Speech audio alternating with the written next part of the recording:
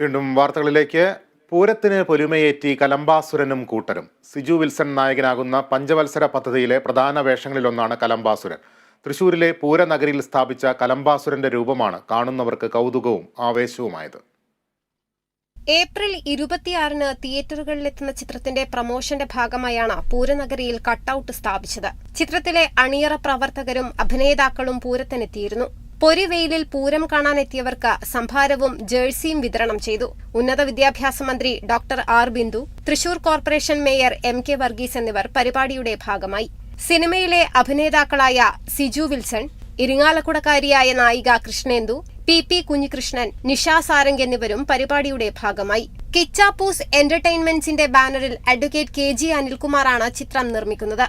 തൊണ്ടിമുതലും ദൃക്സാക്ഷിയും എന്ന ചിത്രത്തിന്റെ തിരക്കഥാകൃത്ത് സജീവ് പാഴൂറാണ് തിരക്കഥ എഴുതുന്നത്. ആക്ഷേപഹാസ്യത്തിലൂടെ കഥ പറയുന്ന ചിത്രത്തിന് സംഗീതമൊരുക്കുന്നത് ഷാൻ റഹ്മാനാണ്. ഛായാഗ്രഹണം ആൽബി നിർവഹിക്കുന്നു.